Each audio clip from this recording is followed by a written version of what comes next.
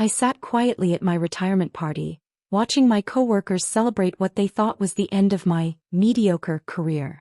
The conference room buzzed with fake sympathy and barely concealed mockery. 30 years at Maxwell Industries, and they still saw me as just Margaret, the quiet secretary who brought coffee and scheduled meetings. Such a shame, whispered Sarah from accounting to her friend.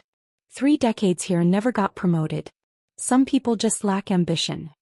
I sipped my champagne and smiled, remembering the conversation I'd had just hours earlier with James Chen, CEO of Phoenix Global, one of the largest investment firms in Asia. Everything's set for tomorrow, Margaret, he'd said, his voice confident over the video call. The merger announcement will shock them all. Little did my coworkers know that while they were planning this patronizing retirement party, I was orchestrating the biggest merger in the company's history. For 30 years I had played the role of the simple secretary perfectly, watching, learning, and quietly building my empire. Margaret, called out David Brooks, my immediate supervisor, his voice dripping with condescension. Time for your retirement speech. Tell us about your wonderful years serving Maxwell Industries. Serving. The word made me want to laugh. If they only knew that tomorrow Phoenix Global would announce its merger with Maxwell Industries, revealing that I owned 43% of Phoenix's shares. I would effectively become their boss's boss's boss. I stood up, smoothing my simple navy dress, the same style I'd worn for years to maintain my carefully crafted image. Thank you all for this lovely party, I began, my voice soft and humble as always. These 30 years have been educational. Educational, snorted Thomas from sales, loud enough for everyone to hear. That's one way to describe fetching coffee. More snickers followed.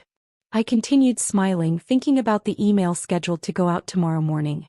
Every person in this room would learn that the simple secretary they'd mocked for years was about to become their superior.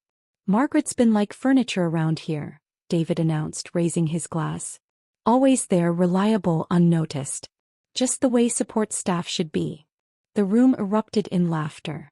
I watched as they congratulated themselves on their wit, their superiority. Even the newer employees joined in, eager to align themselves with the office bullies. To Margaret, David continued, his face flushed from too much champagne. 30 years of loyal service, never asking for more, never trying to climb the ladder. If only all employees knew their place so well. I thought about my first day at Maxwell Industries, fresh out of business school with an MBA from Harvard. I could have started at any top firm, but I had a different plan. My father, a janitor who'd worked nights to put me through school, had taught me something valuable. Sometimes, Margaret, the best way to learn about a building is from the ground up. So I'd taken a secretary position, watching how the company operated from the perfect vantage point. No one suspected the quiet secretary who organized their meetings was analyzing their business strategies, noting their mistakes, and gradually buying shares through various shell companies. Remember when Margaret tried to suggest changes to the Thompson account? Sarah chimed in, wiping tears of laughter from her eyes. As if a secretary would know anything about client management.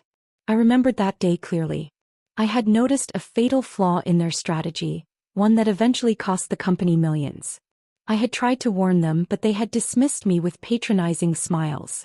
That mistake had allowed me to buy my first major block of shares at a heavily discounted price. As the party continued, my phone buzzed quietly in my pocket. A text from James, all documents signed. Tomorrow at 9 a.m. we announce. Ready to shock the world, boss? I typed back a simple yes, then turned my attention back to the party. David was now doing an impression of me, mimicking how I answered phones and took notes in meetings. The room roared with laughter.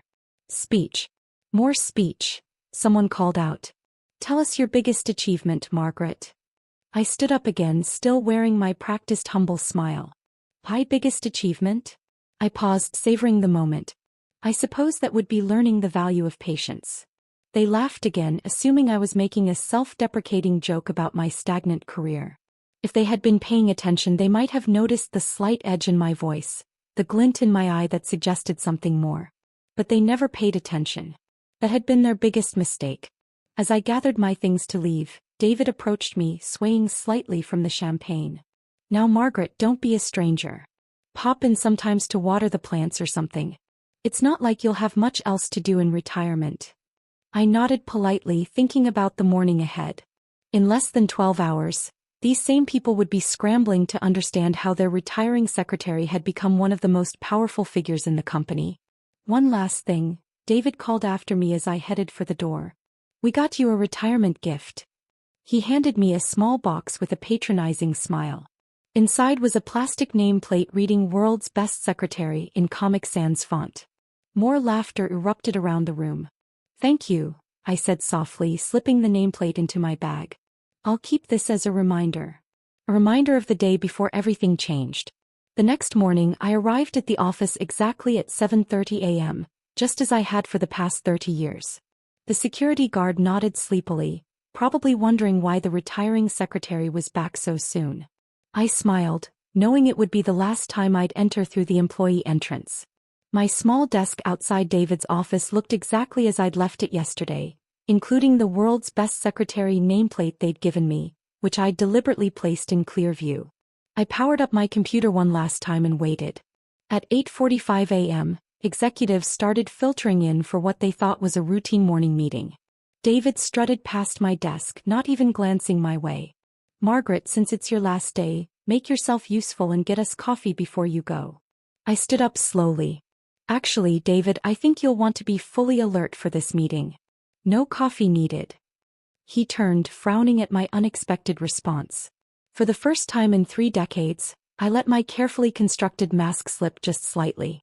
Something in my expression made him pause, but before he could speak, his phone buzzed with an urgent message. What the? Everyone's getting called to the main conference room? He muttered, staring at his screen. Even the junior staff? I watched as confusion spread through the office. People hurried past, whispering about an emergency all-hands meeting. Some clutched their phones, already seeing the first news alerts about a major announcement concerning Maxwell Industries. At precisely 9 a.m. the conference room was packed. I stood quietly in the back, observing as nervous energy filled the room. Suddenly, all phones buzzed simultaneously as the press release went live. Phoenix Global acquires controlling interest in Maxwell Industries. The room erupted in chaos. Maxwell Industries had always prided itself on being independently owned. The idea of being acquired, especially by an Asian firm, was inconceivable to most of the people in this room. This must be a mistake, David announced loudly, trying to maintain control. We would have known if something this big was happening. That's when the video conference screen lit up, showing James Chen's face. Several people gasped. Seeing the legendary CEO of Phoenix Global appear on their screen made the situation suddenly very real. Good morning, Maxwell Industries, James began, his voice commanding immediate attention. I'm sure you're all processing this morning's news. Let me introduce you to the architect of this merger, the majority shareholder of Phoenix Global, and your new chairperson. The room fell silent, everyone leaning forward to learn who had orchestrated their company's acquisition. James smiled, his next words dropping like a bomb. Margaret, would you care to step forward? The silence turned deafening. All heads turned toward me as I walked calmly to the front of the room. Standing before them, I finally straightened my posture, letting go of the submissive stance I'd maintained for 30 years. Hello everyone, I said, my voice clear and authoritative. I believe some introductions are in order. David's face had turned an interesting shade of gray. Sarah from accounting looked like she might faint. Thomas from sales actually dropped his phone. For those who missed yesterday's retirement party, I continued, allowing myself a small smile. I'm Margaret Chin Wilson, majority shareholder of Phoenix Global and now chairperson of Maxwell Industries. This is impossible, David sputtered. You're a secretary. Actually, David, I corrected him gently, I was never just a secretary. I have an MBA from Harvard, specialized in international business relations, and I've been building Phoenix Global for the past 25 years while working here. I pulled out my tablet and began displaying slides on the conference screen. While handling your scheduling and coffee orders, I was also orchestrating business deals across Asia. That sick day I took last month? I was in Singapore finalizing this merger. The room remained frozen as I continued. Those lunch breaks where you assumed I was eating alone at my desk? I was on calls with international investors. And all those notes I took in meetings. I smiled. Let's just say they weren't just about scheduling your dental appointments. James spoke up from the screen. Margaret has been my business partner and mentor for over 2 decades. She chose to learn this industry from the ground up, understanding every level of operations. While you saw a secretary, we built one of the largest investment firms in Asia. I watched as realization dawned on their faces. Every dismissive comment, every condescending smile, every time they talked over me in meetings, it all came flooding back to them with horrifying clarity. Now, I said, pulling up the next slide, let's discuss the restructuring plan. For the next hour, I outlined the changes coming to Maxwell Industries. Some departments would be consolidated, others expanded. New opportunities would open up for those who had shown real talent and ethics, regardless of their title or position. Finally, I concluded, about yesterday's retirement party. I reached into my bag and pulled out the plastic nameplate they'd given me. I don't think I'll be needing this anymore. I placed it on the conference table next to the sleek metal nameplate James had just delivered. Margaret Wilson, chairperson NCO. The meeting ended with most people still in shock. As they filed out, I heard snippets of conversation. All those times we mocked her.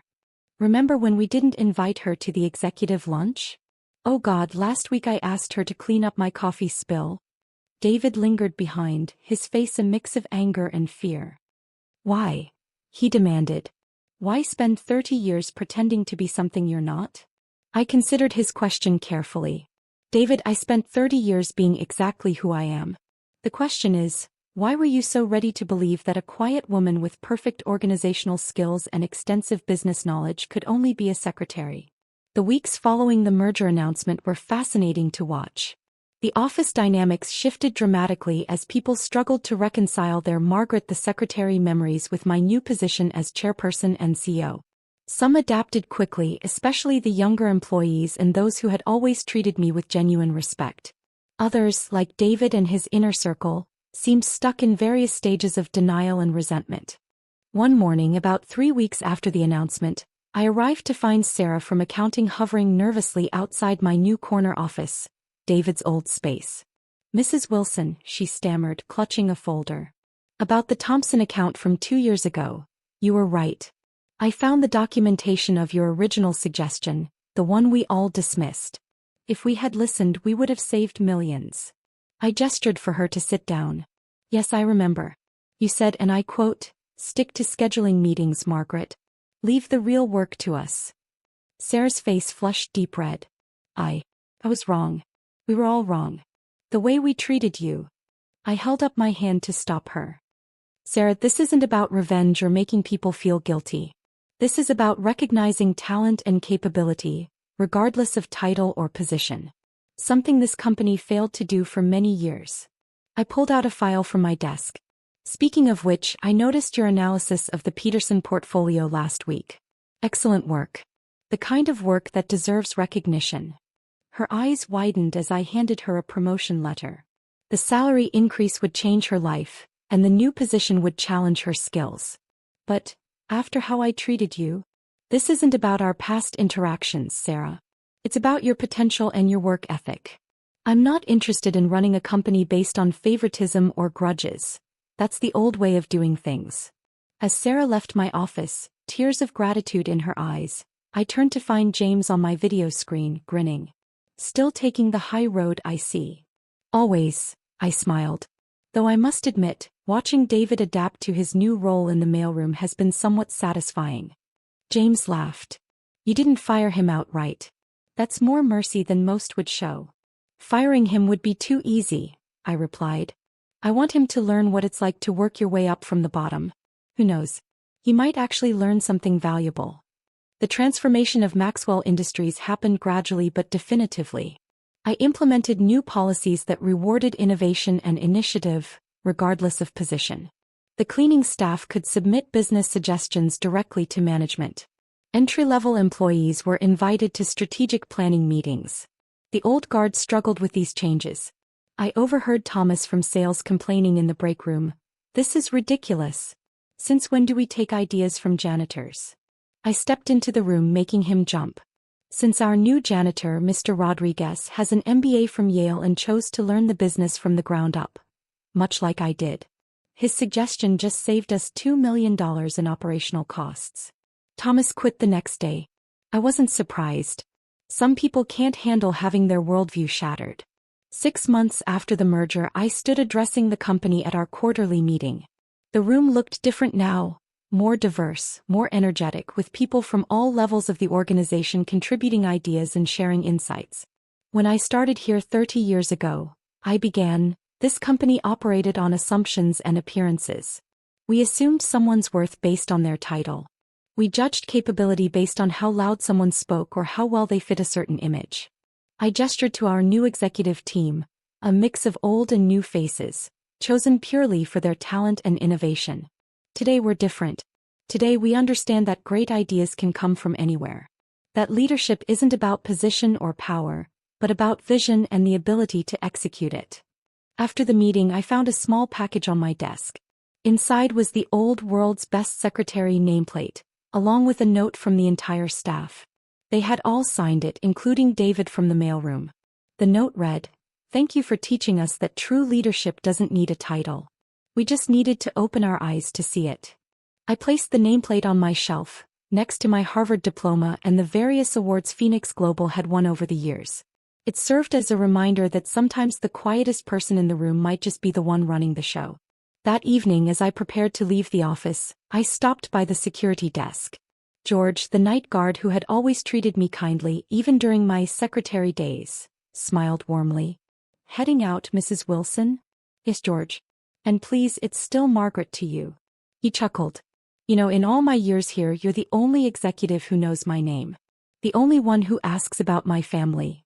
I smiled, remembering all the late nights we'd chatted while I supposedly worked overtime as a secretary. Leadership isn't about titles, George. It's about how you treat people, all people. As I drove home, I thought about my father's words from so many years ago. "Sometimes, Margaret, the best way to learn about a building is from the ground up." He was right. I had learned every aspect of this business, watched every operation, understood every role. While others saw a secretary, I built an empire. While they laughed at my failed career, I was orchestrating their future. But most importantly, I had learned that true success isn't about proving others wrong. It's about proving yourself right. About staying true to your vision even when others can't see it. The next morning, I arrived at work to find David struggling with the mail cart. He looked up as I passed, his face a mix of embarrassment and resignation. "Good morning, Mrs. Wilson," he mumbled. I stopped and helped him with a package that was about to fall. "You know, David, I heard you've been taking night classes in business administration." He straightened up, surprised I knew. "Yes." I thought. "Well, you showed us it's never too late to learn." I nodded approvingly. "Keep at it. In this company, anyone can rise to the top, if they're willing to put in the work and treat everyone with respect." As I walked away, I heard him call after me, "Mrs. Wilson? Thank you for not firing me, for giving me a chance to learn." I turned back with a small smile. Everyone deserves a chance to rewrite their story, David. Even those who once wrote others off. And that, perhaps, was the greatest revenge of all. Not just succeeding despite their doubts, but creating a company where such doubts would never hold anyone back again.